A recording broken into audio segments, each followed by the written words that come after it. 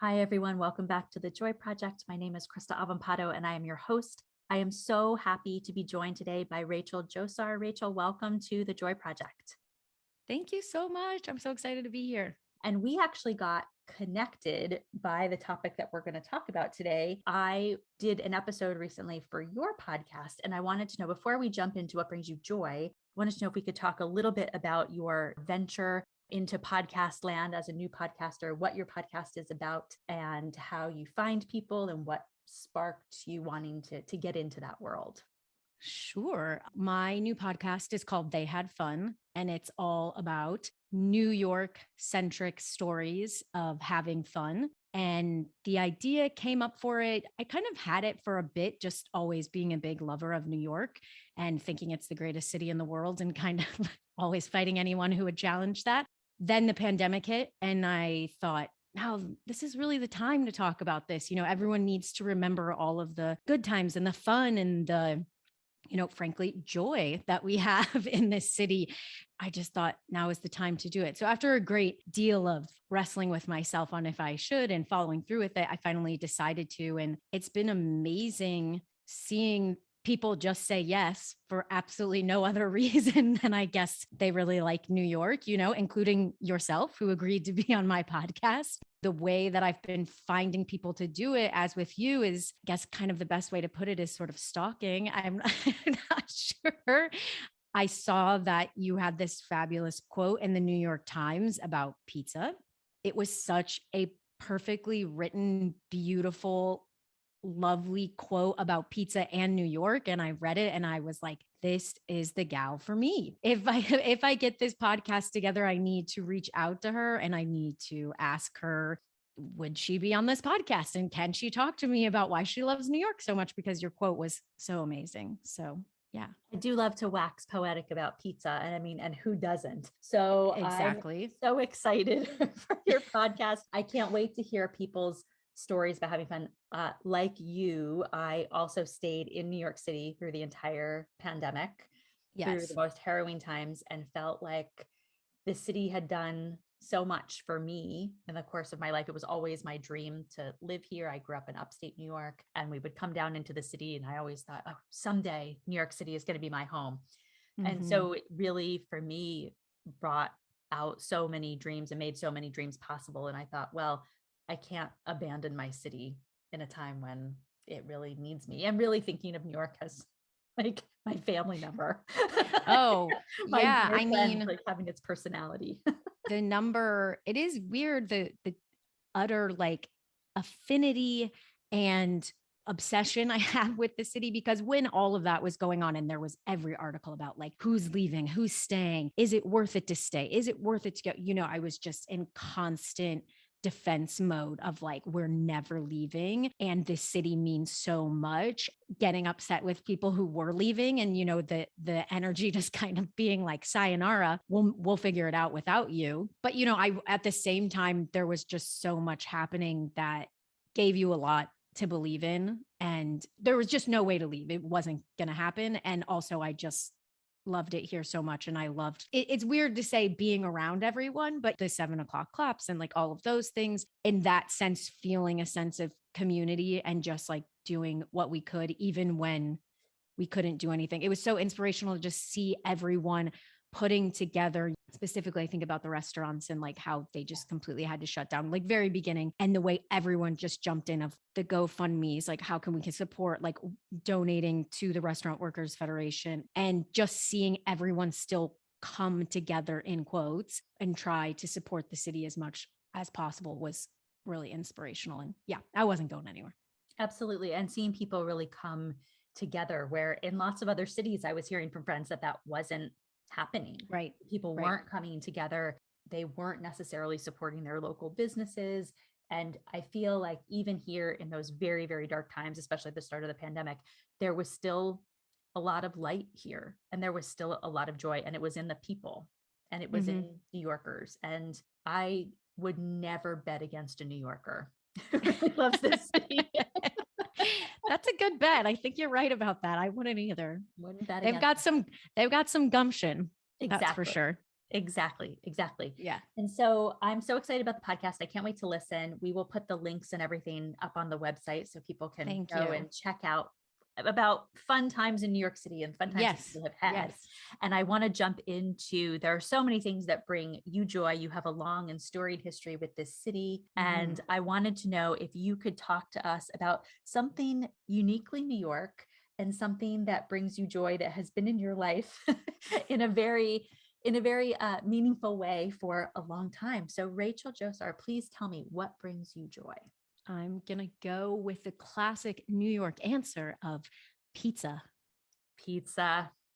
What a perfect food. And it is the food of my people. So I'm 100% Italian. And so I always felt Okay. like this is like in my soul, which sort of explains why I would Yeah. write so poetically about pizza in the New York Times. Exactly.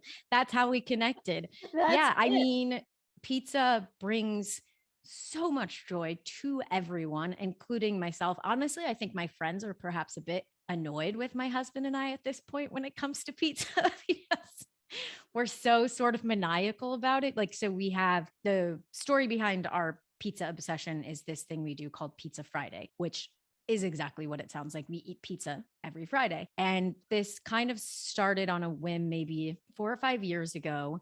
We just kind of were talking about how we wanted to be regulars somewhere. You know, that's one of like the great New York things is you can go somewhere and someone knows your name and you sit down at the bar and they know what your drink is, you know. And we always wanted that, but because of my constant curiosity, we never get to be regulars anywhere. And my husband is always so frustrated by it because he wants to go back to the same place. And I'm like, well, we have to try somewhere new. And somehow in that idea, I thought, well, what if we just get a routine where we have pizza every Friday because we love pizza so much. And so we'll have pizza every Friday. It's actually done the inverse of what we expected it to do, where now we just go try different pizzas all the time. So he's still not getting his regularness somewhere. It's the opposite of what he wanted. But we have now been celebrating Pizza Friday for, I don't know, 4 or 5 years. But I was saying, I think it's getting to the point that some of our friends are perhaps getting a bit frustrated with us because we went down to see our new friend's beautiful home in outside of Baltimore.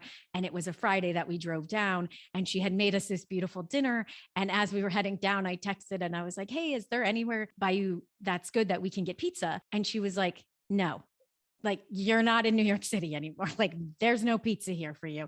And I was just like, oh shoot. And she's like, I've made dinner for everyone. Like there's like, you know, she made like a lovely pasta and a salad. My husband and I are just sitting in the back of the car and we're like, well, we got to have pizza. Like what are we going to do? So we like truly stopped at like Wegmans and picked up a frozen pizza and brought it to her house. And I could see she was like, are you serious? Like, is this like, did you really just bring it? And I'm like, I got to have the pizza. I don't know what to say. I love that. So it really is more than just, oh, we really like pizza. This is part of your tradition, like in your marriage, of like every Friday we have pizza together. Come hell or high water, we're having Yes, pizza. it is a commitment. And again, I think perhaps we've taken it a bit too far. It might be my perfectionism or something. But no, we've had pizza in Argentina. Like on vacation, we've had pizza in Argentina, Italy, Greece, St. Louis, I mean California, anywhere. Like if we hit it land on a Friday and we're somewhere, we're having pizza. I mean, obviously, outside of that, the best pizza Fridays we have are in New York, and those, it truly is the best city, or sorry, the best pizza in the world. I believe that. So yeah, every Friday, no matter what, we're having pizza. Sometimes we make pizza, sometimes we go out for pizza. I would say mostly we go out, and part of the fun is trying a bunch of different pizza places. And I feel like I have a pretty good handle on some of the best now. And the New York City pizza landscape, you have carved out a niche for yourself. Do you have some though that you feel like these stand heads and shoulders above the rest? These are really the Oh, best of the best. God, yes. Yeah. Yeah. Would I be a New Yorker if I didn't have obscene opinions about everything, let alone pizza? Yes, of course. Okay. Absolute hands down, number one pizza, all of New York City, Lucali in Brooklyn. It's amazing. It does have quite the following now, but like, who cares? It's great pizza. Like he worked his ass off to make that a wonderful pizza and it's delicious. And I'm big on the sauce. That's a huge part for me. And his tomato sauces absolutely perfect. Like talk about sparking joy. Okay. That tomato sauce, I don't know if you've been, but when you go, you can get a side of it and they just put it in a bowl for you to just continually dip. And it's not just like a little side, it is a genuine like soup bowl of tomato sauce. And I will seriously just like take the spoon and when no one's looking, just start eating the sauce. It's such a good sauce. It's so perfect. I love it so much. And then I dip all the crust in there and then I'll take a spoonful and put more on the pizza. Like it's such a good sauce. So that is hands down absolutely my number one favorite pizza. Isn't it also true that that one, they don't do delivery? You have to go in there for the pizza and you have to order a whole pie, right? Like this is not a by the slice No, kind not of a slice place. joint. And there's no reservation system. You just have to go, right? I have friends who live right by there and they keep telling me that they're going to take me there. I have never been there before. And they were like, listen, this pizza, he does incredible pizza, but it is done his way. And you will not make a reservation. You will stand in line. You will wait. You will get a whole pie. This is how this place works. Yeah, it frustrates a lot of people. I don't know. I've been blessed with a very loving husband who loves food and doesn't mind waiting in the line. So, he'll kind of go there, it's a very odd system that frustrates many people, but you have to get there on the earlier side. They start taking names. I think it's at 5 now. Most people get in the line around like 4. If it's a really nice weekend night, I assume some people might be getting in line around like 3:30. And when you do that, you just get to the front of the line, you put your name on the list, and you might not get a seating till 7 or 8, which is kind of fine for us. And so then my husband just stays down there and waits for me to come meet him. And then we go get a drink somewhere and then we head off to get the pizza. It actually isn't terribly inconvenient for us. I don't know how that would work, for like families or something like that.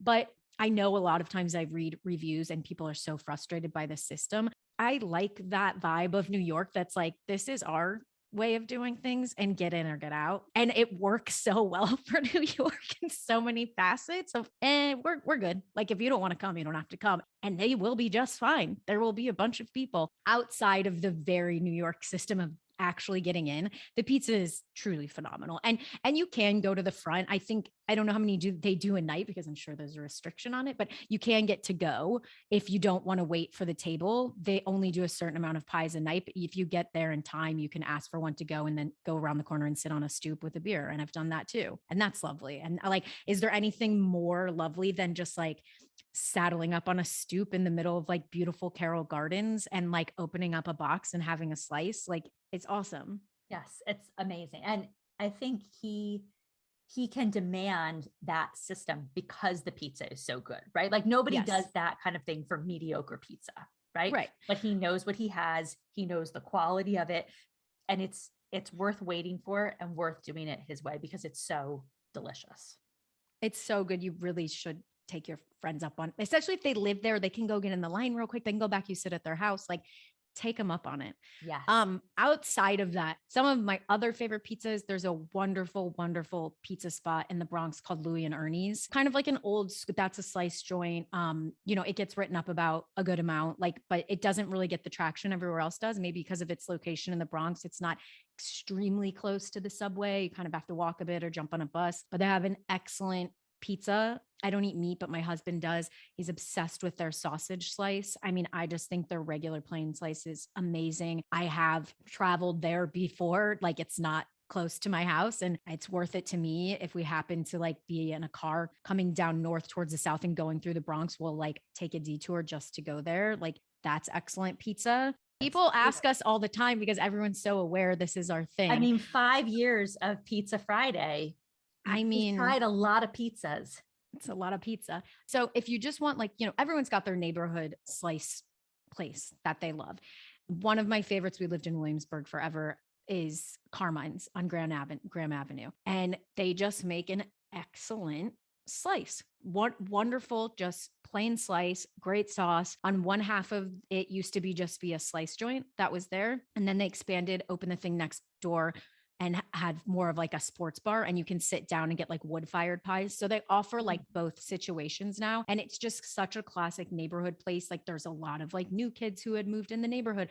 There's like families who have younger kids that are there. And then there's like the old timers who have lived in the neighborhood forever that like, we became close to when we lived in that neighborhood. There's a whole scene in there. The pizza's great. They've got TVs if you want to watch sports. Like it's really fun. I love that. Oh, there's a new spot that opened in Ridgewood called Mono's. And he is another person. I can't remember exactly. I think he was born and raised in the neighborhood. And then he decided he wanted to open a slice spot over in Ridgewood. And he does an excellent, very thoughtful pizza process. It's like a slice shop and like you can get pies, but he ferments his dough for like 36 hours and he puts like a lot of thought into it. He uses really great flour, like excellent tomatoes, and it's an excellent pizza. It's quickly becoming one of my favorites. And there they don't have regular onions for their onion. I love onion and garlic on a pizza. They have red onions. It's like revolutionary. And I know it seems so obvious, but the first time we got it, we had friends over and all of us were like, whoa, like, wow, red onions. Like this is the way to go from here on out. They're so good on a pizza. I'm waxing poetically now. Like, am I going too far with the love of No, pizza? never. I don't think anybody can ever go too far with pizza. That's really my feeling of it has such interesting historical roots. I mean, Mm-hmm. the city of Naples, Italy grew up around pizza, like an entire Yeah. city, right? There are places, and I feel like my family came over here the early 1900s and to find that community. I mean, there were Italian communities, that had a Lucali, right? Like Carroll Gardens is traditionally an Italian neighborhood, right? It was a huge Yes. enclave in Brooklyn for Yes. Italian immigrants. And same with the Bronx, right? Arthur Avenue up in there, that those were all Italian immigrants who needed a place to live. They couldn't afford to live in Manhattan, it was too expensive.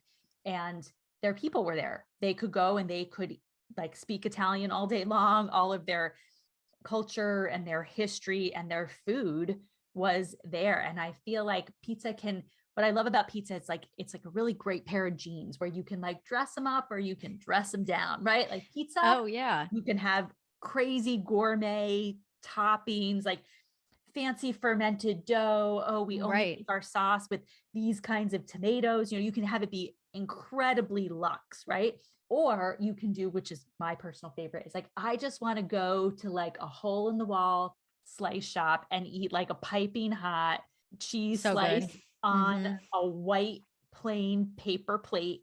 And like, I want to be able to walk through the city and eat that pizza, right? It's so good. It does. It's just such like a very specific New York joyful experience. Like I mean, Mhm. there's a reason every time someone comes here, anyone who visits us, any family, it's like, where are we getting pizza? Where and they don't care about all of the fancy stuff. They're like it's the perfect thing of what you're saying is you can stop on any corner anywhere. They will always ask like, where should we get pizza? Where should we get pizza? And of course, we have our go-to recommendations, but I'm like, pretty much anywhere. It's known for being excellent pizza for a reason. Like stop at the place on the corner and pick up a slice that costs $2.50.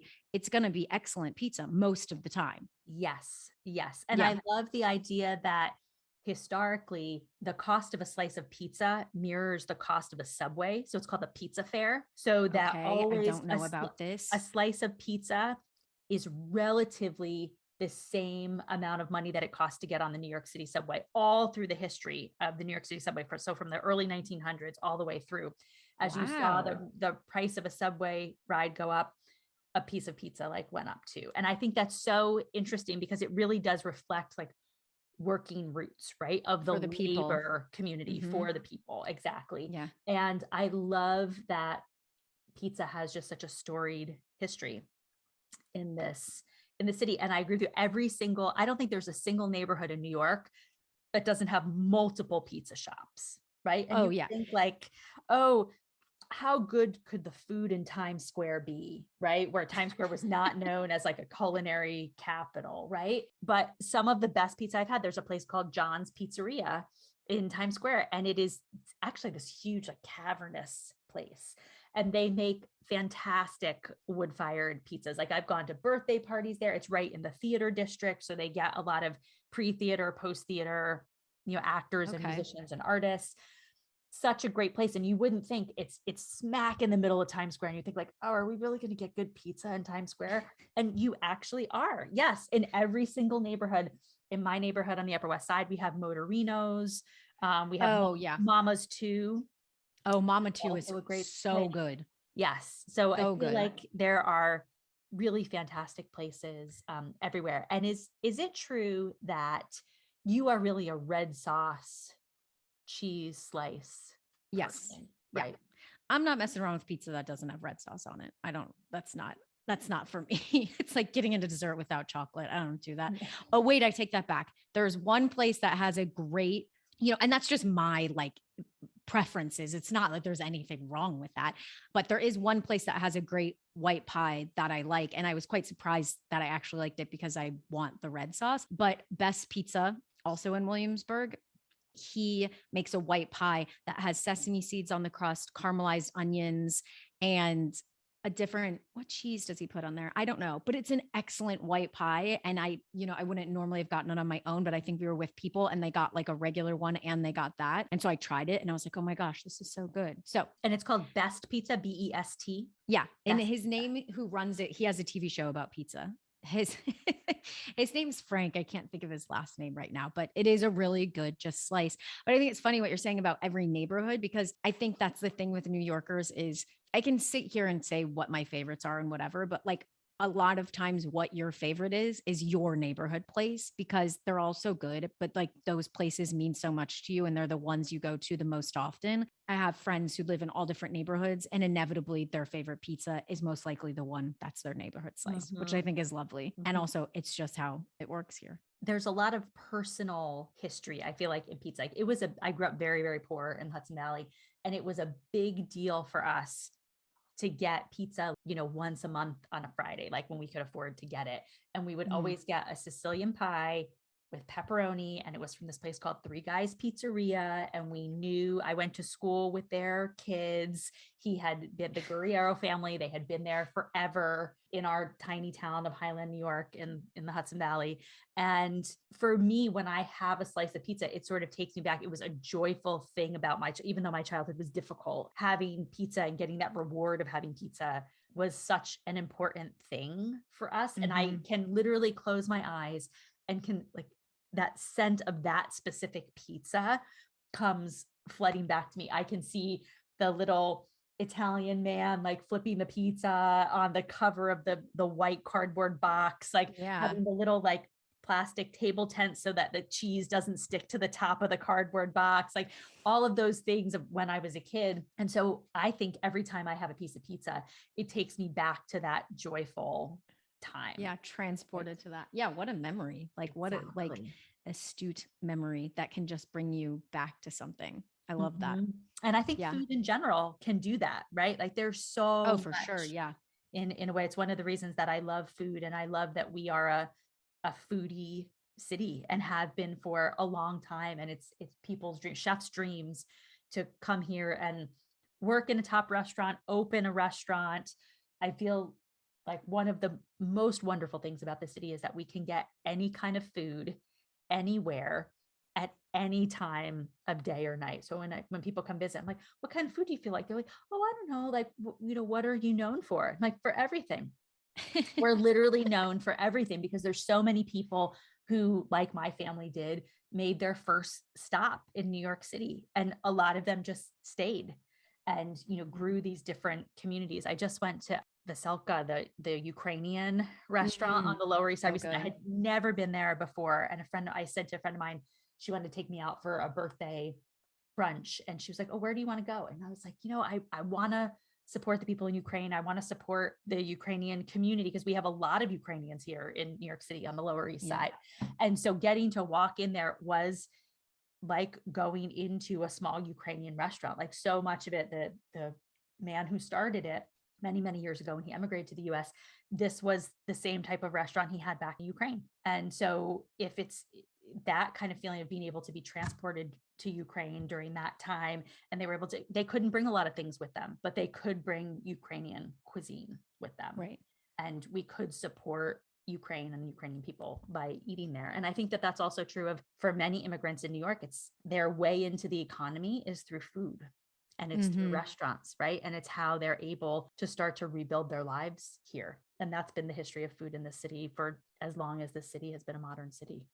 It's great to see Veselka getting I mean, they've always gotten a tremendous amount of attention and everyone loves it, but it's great to see how much people want to support them right now. I read an article about like they're having, I've drove by and they're having huge lines and wait times to get in. I'm sure it's hard on the staff, but like people really want to support them right now. And so I think that's excellent to see that. And yeah, I mean, that is, New York is a foodie city. I just had someone tell me recently their favorite thing about New York is the food. And I thought that was lovely because, we could always try to come up with some super amazing answer about all of these things, but to just be quite frank, like it's the food and it's everything. And we talked about that, name it, we have it. Exactly what you said, whether it's Indian, Thai, Chinese, Cantonese, Nepalese, Ecuadorian, Ukrainian, I mean, across the board. And it's because of all of the immigrants that we have to thank for bringing us all of that food. Mhm. And we're so lucky to have every single form of it. I had someone visit a few months ago and I said, what food do you want? And they said, I don't know, same thing. And I said, anything, like truly anything. I can't remember exactly what he said, but it was so obtuse. It was like Western Asia, Eastern European, and there was a title for it. And I don't remember exactly what it was. And I was like, oh goodness, okay, what's that? I even need to look up what that is because I just have no idea. And I looked it up and I was like, oh, I think I have something for you. I was like, does Georgian food count in that? And he was like, oh yeah, that would be it. And I was like, okay, I got a place. And so we went to this Georgian spot on 14th Street and he was like, this is amazing. And I was like, yeah, this is how it is here. Like we got it. You just, Mhm. I wish I could remember the name of the restaurant right now. I'm sure someone listening knows exactly what I'm talking about because there's probably only one Georgian restaurant on West 14th Street, but I can't think of the name right now. But he was impressed and he loved it. So yeah, come to New York, eat some food, any food you want, throw pizza in every other meal, hopefully, and like you're gonna have a great time. Exactly. And I think people can eat their way through the city, right? There are food tours. You can go to Oh certain yeah. neighborhoods and they're known for certain types of cuisine, right? Like Lower East Side. The Lower East Side has a lot of Ukrainian restaurants, right? Like Mm-hmm. Veselka is not the only one. There are lots of pockets down Lexington Avenue in the 30s is a lot of Indian restaurants, right? So known as Yes. Curry Row. And Mm-hmm. so we have a lot of those types of places where yes, you could find Indian food everywhere, but there's certain places that it's known for. And I love that. I do think that pizza, though, is really that ubiquitous food that's Yeah, known it's spread everywhere. out everywhere. Yes, Yeah. which I love, which I love. Wonderful food. Rachel, this was so fun. Thank you so much for joining me on the Joy Thank Project. you. Wow, fun to just talk about pizza for half an hour, however long we went. I mean, I could go on, but what we have to do is get you at a pizza Friday. You have to come do it Yes, with us. yes, Yeah. anytime. I am happy to be a pizza eating third wheel on your husband's tradition. Please, I Listen, we do it with friends, we do it with family, we do it with anyone who will have us. So you would never be a third wheel. It would love it. just be pure It is, fun. it is a date. I cannot wait. And we will toast with pizza. And I'm just Yes. imagining us like just smiling and like laughing giddily and ridiculously while we're just stuffing our faces with cheese and sauce and delicious dough Exactly. and red onions, apparently, which I did not That know was a thing, but it makes sense to me because they have a little bit of sweetness to them. So you yeah. caramelize those red onions, put them on a pizza with some garlic, and I am there. Love Yep. it. Love it. Perfect. Rachel, thank you Perfect. so much for joining us on the Joy Project. Thank An you. absolute joy to have you here, and Oh, we will eat many of slices together. for sure. Thanks, Rachel. Thanks. An absolute joy to have Rachel join us on the Joy Project. It makes me happy to meet someone who loves pizza and New York as much as I do. We recorded that episode about 6 months ago, and I'm happy to share that Rachel and her husband and their dog and I did get pizza together on a Friday in New York. We did take a photo together with our pizza. We went to Ops in Bushwick, and it was awesome. And we did laugh and stuff our faces with that delicious pie on a gorgeous New York evening. That photo of us is up on the Joy Project website, kristaavampato.com/joyproject. On the website, we also have all the links to the pizza places we chatted about on this episode. Please visit them and let me know what you think. Let me know your favorite pizza place so Rachel and I can check it out. You can find me on Twitter at KristaNYC and on Instagram at KristaRoseNYC. And you must check out Rachel's awesome podcast, They Had Fun. The website for her podcast is theyhadfun.com. You can also connect to her on Instagram at they_had_fun and subscribe to the They Had Fun podcast anywhere and everywhere that you get your podcasts. I was guest for one of the episodes, and of course, we talked about pizza. We also talked about Drew Barrymore and how the value of being a cranky optimist is wonderful. So check it out. I also wanted to share my quote about pizza that was in the New York Times a few years ago, the one that Rachel saw and which brought us together as friends. And I stand by these words. I would take a New York City slice, served piping hot out of the oven, onto a generic white paper plate as I walk around the city over any other slice anywhere in the world. It's not just the pizza. It's the spirit of the city embedded in it that makes all the difference. We all have our preferences. And for me, New York is the place for pizza and for life. Have a wonderful, joy filled week, friends. Get yourself some piping hot pizza wherever you are. I'm sure it'll be delicious and you deserve it. I'll be back in 2 weeks on November 15th with another episode of Joy Project. Talk to you then.